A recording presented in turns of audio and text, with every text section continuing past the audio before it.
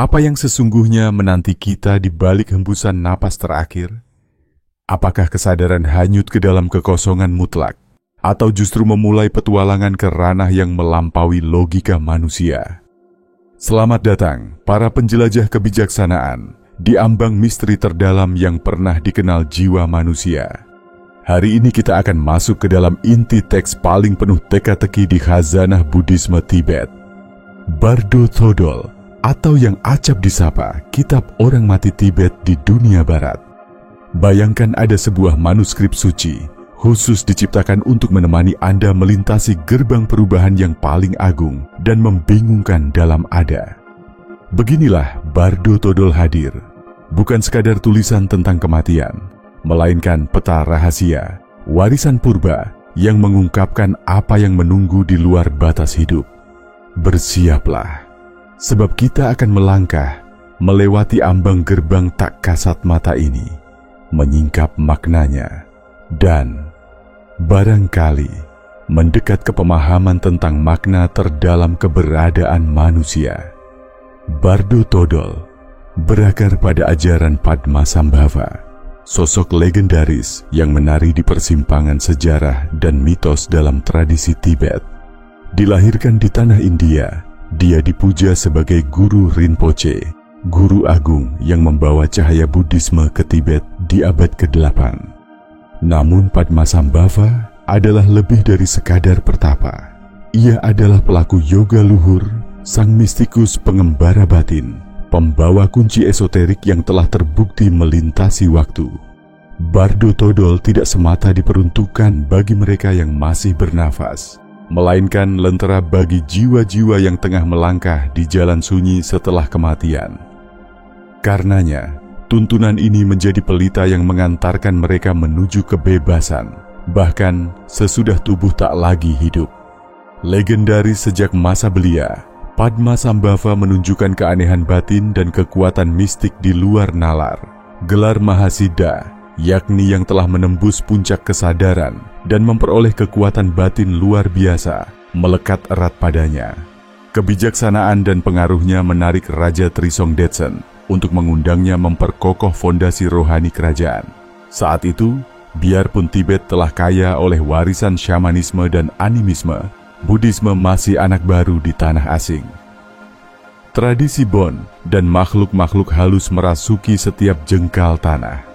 Padmasambhava tak hanya menghadapi manusia, namun juga beradu dengan para roh penjaga yang enggan menyerahkan tanah mereka pada ajaran baru. Dengan keahlian tantrik dan pengetahuan supranaturalnya, ia tidak menghancurkan kekuatan-kekuatan lama, melainkan menundukkan serta merangkulnya ke dalam ajaran Buddha. Di titik inilah, jembatan antara Bon Purba dan Buddhisme mulai terbentang, menjadi fondasi bagi wajah Buddhisme Tibet yang kita kenali sekarang.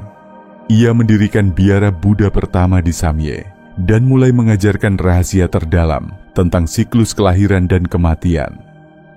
Sebuah pusaran bernama Samsara. Dalam ajaran Tibet, Samsara mengisahkan kisah abadi kelahiran, kematian, lalu lahir kembali, sebuah lingkaran yang terus berputar, digerakkan oleh karma, keterikatan dan ilusi. Bardo Thodol mengingatkan kita bahwa yang kita sebut kematian bukanlah penutup buku, melainkan pintu gerbang perubahan. Bagi Padmasambhava, saat ajal merenggut adalah peluang emas untuk meraih kemerdekaan sejati. Momennya menembus duka dan menyingkap kebenaran paling tinggi. Sebagian besar jiwa justru luput dari kesempatan berharga ini, terkukung oleh ketakutan atau terhanyut dalam bayang kenangan lama. Inilah sebabnya Bardo Thodol ditulis sebagai penunjuk jalan bagi jiwa yang menembus belantara alam kematian, memaparkan aneka tahapan atau bardo yang mesti ditempuh jiwa selepas kematian. Masing-masing bardo menawarkan peluang. Apakah jiwa akan mencapai pencerahan atau justru kembali diseret ke roda kelahiran? Tahapan pertama adalah Cikhai Bardo, detik-detik kematian itu sendiri. Ketika tubuh tak lagi bergerak, kesadaran disebut-sebut akan menyatu dengan cahaya jernih yang begitu menakjubkan. hakikat pikiran sejati yang menembus segala ilusi. Bagi yang mampu mengenali cahaya ini, kebebasan mutlak terbentang di depan mata, lebur ke dalam yang abadi. Namun, kebanyakan jiwa justru gentar pada kemilau ini dan berpaling darinya. Lalu perjalanan berlanjut ke Conjit Bardo, Bardo penglihatan. Di sini, jiwa terjun ke alam seperti mimpi, dihadapkan pada parade bentuk ilahi maupun bayangan menakutkan. Dua hal hadir silih berganti. Pertama, wujud-wujud damai, mengulurkan kebijaksanaan sebagai pertolongan. Namun jika jiwa gagal melihat jati diri dari penampakan itu, ketakutan berubah jadi raksasa, dewa-dewa dahsyat dan menakutkan. Namun, tradisi Tibet menekankan bahwa makhluk-makhluk ini bukanlah keberadaan asing, melainkan pantulan batin kita sendiri, lahir dari keinginan, kepedihan, dan karma yang belum usai. Perjalanan ini menjadi ujian besar yang menentukan arah selanjutnya. Itulah kenapa Bardo Todol bukan sekadar teks, melainkan perangkat mistis, dibuat dengan tujuan mulia, untuk membimbing batin ke pencerahan, baik dalam hidup maupun setelahnya. Dan bagi mereka yang menumbuhkan kesadaran sebelum kematian tiba, kitab ini mengungkap rahasia yang tertanam di lubuk realitas. Sudahkah kita siap menemuinya? Setiap jiwa, pada akhirnya, merespon energi orang tua sesuai dengan jalur karmanya. Jika pencerahan tak diraih, pusaran samsara terus mengalir, jiwa pun melangkah ke pengalaman hidup berikutnya. Bardo Todol mengajarkan celah pembebasan, membangunkan pikiran bahkan setelah ajal, merengkuh peluang langka untuk melepaskan rantai karma. Kitab ini dibacakan di sisi mereka yang sekarat, dan bagi yang baru berpulang, sebagai pengingat bahwa yang akan mereka jumpai hanya bayang-bayang belaka. Diingatkanlah bahwa rasa takut adalah penjara terbesar, sedang kejernihan pikiran dan pengenalan hakikat diri adalah kunci keluar dari lingkaran tanpa ujung ini. Kebijaksanaan Padmasambhava terus hidup, menyeru kita agar mempersiapkan batin bagi kepulangan besar di akhir hayat. Bagi mereka yang membiasakan diri melepas dan bermeditasi, kematian hanyalah pintu. Di baliknya, kebenaran yang tak pernah jauh dari pandangan telah menanti. Jika pesan ini menggugah hatimu, renungkanlah maknanya di sepanjang perjalananmu. Sudahkah kita bersiap meninggalkan panggung dunia, atau masih rebah di buayan mimpi duniawi? Barangkali jawabannya telah diwariskan sejak manusia belajar mengenal kekekalan. Kitab Orang Mati Tibet tak berhenti pada pengetahuan tentang kematian. Ia juga menyingkap cara untuk menjalani hidup dengan sadar penuh. Jika kematian adalah cermin pikiran terdalam, maka perjalanan hidup adalah masa persiapan bagi perjumpaan terakhir itu. Guru-guru Tibet menegaskan, pengalaman di Bardo setelah mati bukan ditentukan saat terakhir, melainkan oleh pola pikir dan kebiasaan yang diasah sejak lahir. Mereka yang mengisi hidup dengan kegelisahan, kekikiran, dan gelapnya kebodohan, bisa jadi tersesat dalam pusaran Bardo. Sebaliknya, mereka yang menempuh jalur kebijaksanaan, disiplin batin, dan menanggalkan keterikatan fanalah yang sanggup mengenali cahaya jernih, serta membebaskan diri dari lingkaran duka. Ajaran Padmasambhava mengajak kita meneliti keputusan sehari-hari. Apakah kita memperkuat lapisan ilusi, ataukah menyiapkan batin untuk mengenali hakikat tepat di ujung perjalanannya? Itu sebab meditasi, kontemplasi, dan perenungan tentang kefanaan begitu ditekankan. Menyadari kematian berarti memahami hidup. Menyambut kematian berarti membangunkan kesadaran yang selama ini tertidur. Ada hikmah tersembunyi dalam Bardo Todol. Kita telah berada dalam Bardo sejak awal. Kini pun kita terhanyut dalam Bardo kehidupan ini, ruang transisi antara kelahiran dan kepergian. Segala yang kita klaim milik kita, nama, harapan, ketakutan, akan menghilang saat napas terakhir tiba. Namun, jika kita merenungkan kenyataan ini selagi masih hidup, perjalanan menuju pencerahan bisa dimulai bahkan sebelum maut menjemput. Para bijak mengatakan, pencerahan sesungguhnya hanyalah kejelasan pandang. melihat kenyataan tanpa tirai khayal, tanpa rantai keinginan. Kitab Orang Mati Tibet bukan hanya untuk mereka yang sekarat, melainkan cermin bagi yang masih hidup untuk membuang kecemasan dan delusi sebelum semuanya terlambat. Jangan menunda pembebasan menanti ajal. Latihlah batin untuk menatap melampaui segenap pesona dunia. Leraikan beban gelora yang sementara. Sambut kebenaran yang abadi, tersembunyi dalam keheningan. Bagi siapa saja yang menapaki jalan ini, kematian berubah menjadi sekadar perubahan cara memandang semesta. Para yogi agung disebut mampu menghadapi maut dengan senyum damai, karena bagi mereka, mereka tidak sedang meninggalkan kehidupan. Mereka sedang kembali menyatu dengan hakikat terdalam, pulang ke asal. Inilah ajakan yang mendalam dari Bardo Todol. Jalani hidup dengan kesiapan, sehingga maut tak perlu lagi ditakutkan, tapi dimengerti. Hiduplah sehingga saat cahaya jernih menyapa, kita tak menyusut tapi mendekapnya. Jalani hari-hari sedemikian rupa, sehingga ilusi tak lagi melilit, dan kebenaran membebaskan kita dari lingkarannya. Karenanya pertanyaannya bukan cuma, apa yang terjadi saat kematian menjemput? Tetapi lebih dalam, apa yang terjadi saat benak betul-betul terbangun? Jawaban untuk pertanyaan ini mungkin bersemayam dalam diri kita sendiri sejak dahulu. Kitab Orang Mati Tibet tidak sekadar membahas kematian.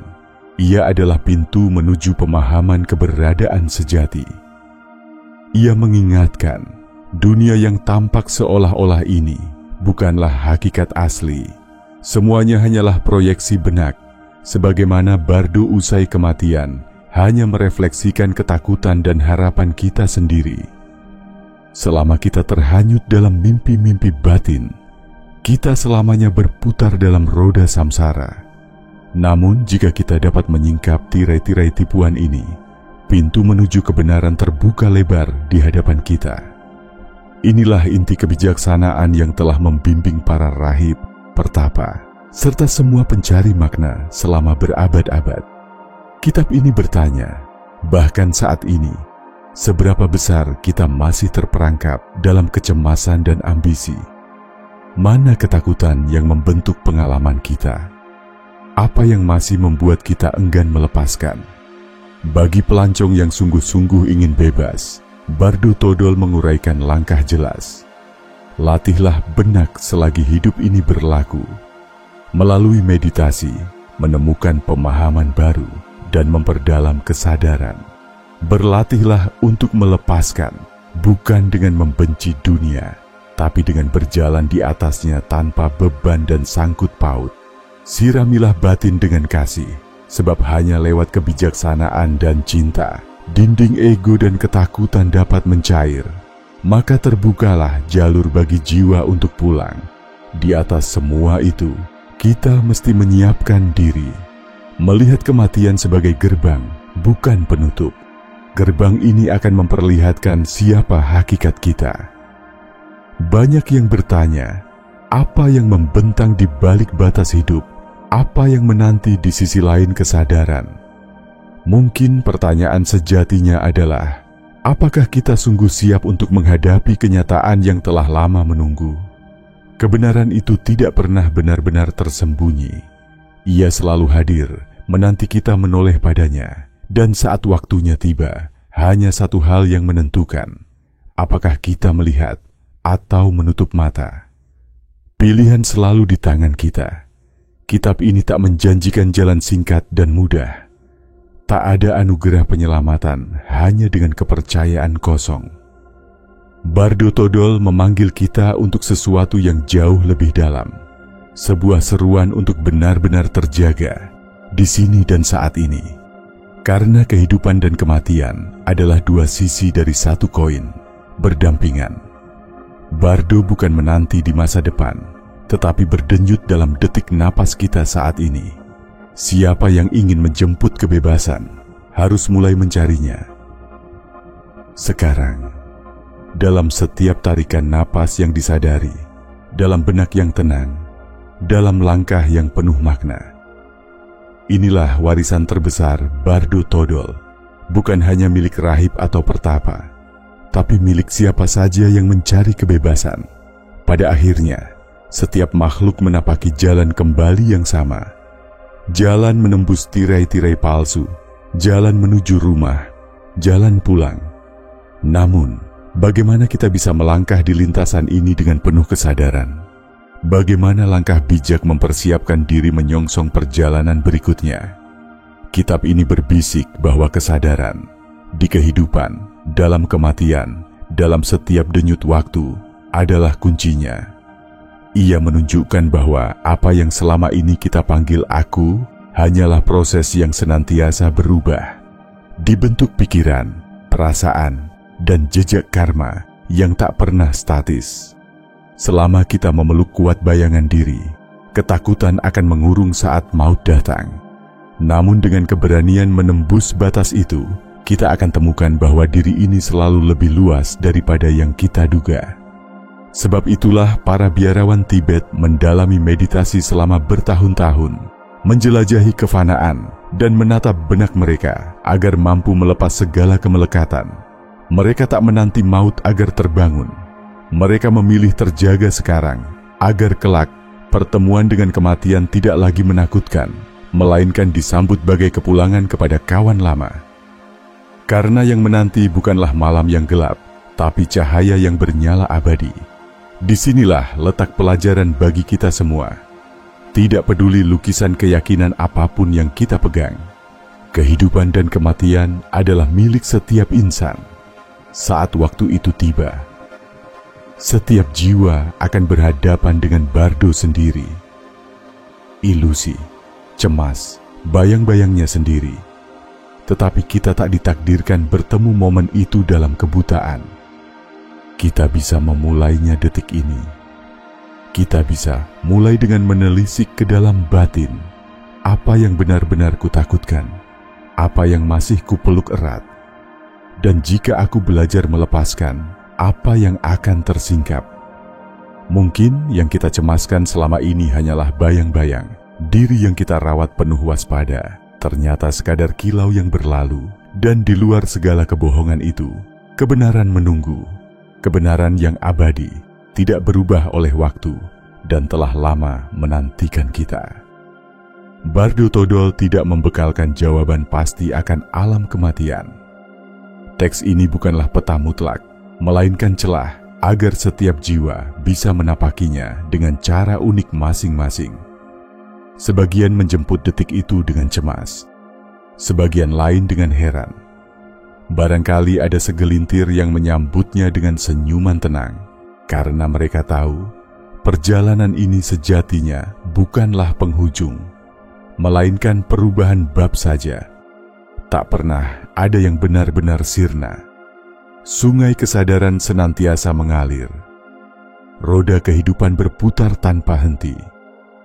Dan jiwa, bebas dari penjara ilusi, berlayar terus menembus semesta. Kemana kita akan tiba pada akhirnya?